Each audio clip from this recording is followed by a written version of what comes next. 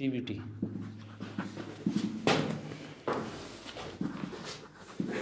Cognitive behaviour therapy.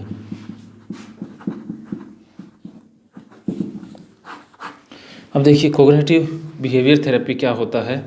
अब cognitive behaviour therapy में cognition इंसान का जो सोचने और समझने का जो तरीका है, बिहेवियर जो हम व्यवहार करते हैं, उसके ऊपर काम होता है इस थेरेपी के अंदर कि पहले कोग्निशन चेंज करना है, फिर बिहेवियर चेंज हो जाता है।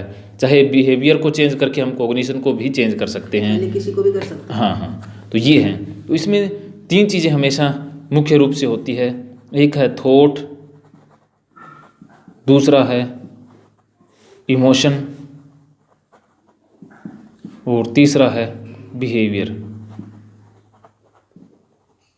थॉट जो सॉफ्टवेयर लेवल पर हमारे माइंड के अंदर आता है, जो वाइब्रेशन और फ्रिक्वेंसी की फॉर्म में होता है, उस थॉट की वजह से हमारे मन में इमोशन पैदा होती है और वो इमोशन हमारे बिहेवियर में कन्वर्ट होता है। जैसे एक विचार आया कि कुत्ता सामने से आ रहा है, उससे रिलेटेड इमेज माइंड में आई, या रियलिटी में हमने देखा, उससे रिलेटेड थॉट पैदा होंगे। फिर जैसे कुत्ते से अगर डर है, परेशानी है, तो उससे डर से रिलेटेड एक इमोशन पैदा हुआ, डर का। इमोशन बहुत से प्रकार के होते हैं, चिंता, बेचैनी, घबराहट, गुस्सा, ईर्ष्या, गिल्टी। तो उस डर के कारण बिहेवियर पैदा होता है। जैसे कुत्ते से अगर डर पैदा हुआ तो वो भागने का बिहेवियर करेगा, या उससे बचने का कोई भी सेफ्टी सीकिंग बिहेवियर वो कर सकता है। ये चलता रहता है हमेशा CBT के अंदर। तो अब CBT को हमने सिंपल फॉर्म में कर देना है।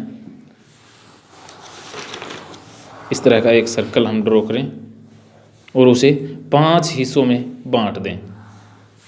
1 2 3 4 और 5।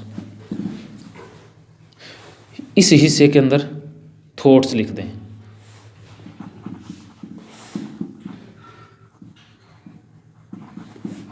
थॉट, और इसमें है जो इमोशन,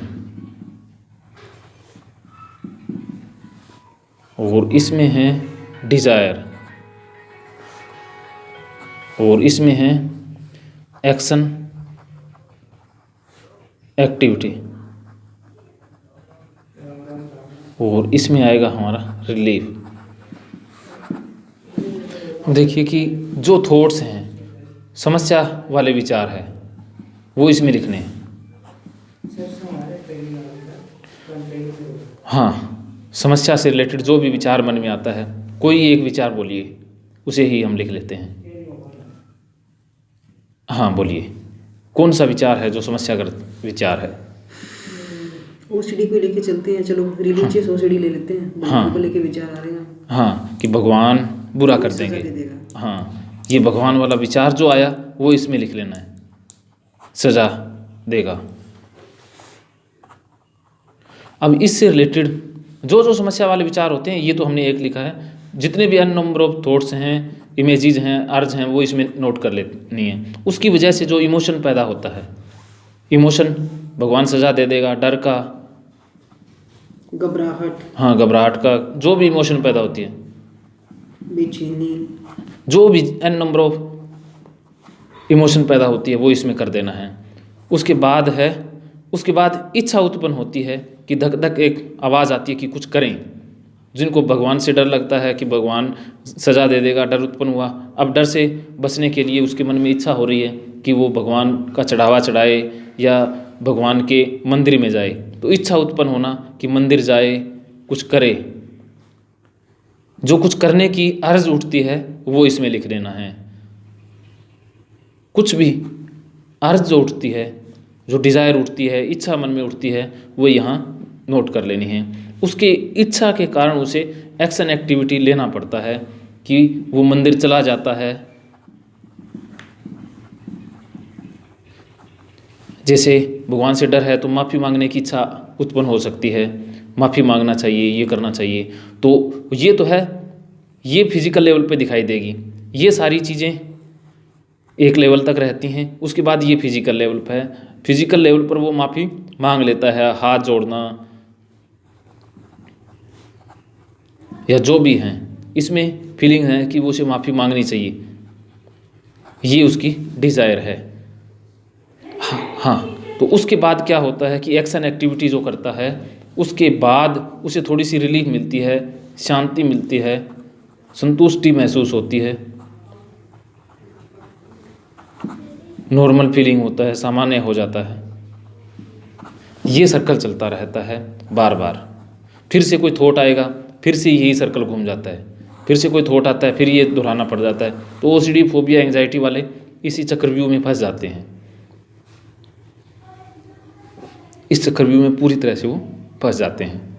अब इससे निकलने का क्या तरीका है? इससे निकलने का तरीका यही है कि इसको ब्रेक करना है, इस सर्कल को ब्रेक करना है। ये जो बार बार घूम रहा है स्पाइरल, इसे ब्रेक करना है। और इसे ब्रेक करने के लिए क्या करना है कि जो लास्ट में संतुष्टि वाला है, इसे करना नहीं है, संतुष्टि लेनी नहीं है, इसे स्टॉप कर देना है। स्टॉप, संतुष्टि लेनी नहीं है। तो इसमें अब संतुष्टि नहीं लेंगे तो इसके लिए क्या करना होगा? संतुष्टि नहीं ले रहे तो हमें एक्शन एक्टिविटी नहीं करनी पड़ेगी, तो स्टॉप एक्टिविटीज़ कर देना है। स्टॉप एक्शन इसमें आ जाएगा, स्टॉप एक्शन।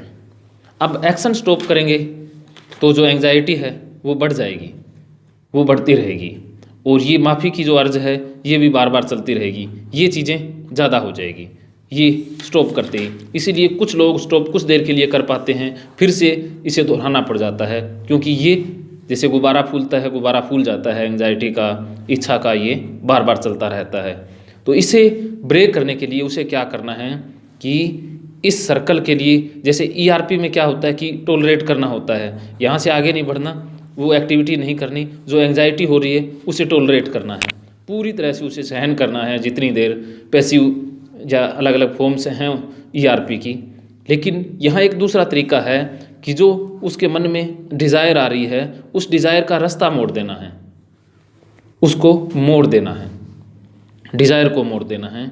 उसके दौरान कुछ भी एक्टिविटीज़ करनी है, जैसे जिसे डांस करना अच्छा लगता है डांस करे, चाय बनानी अच्छी लगती है चाय बनाए, कुछ भी करे, अपने आप को बिजी कर ले।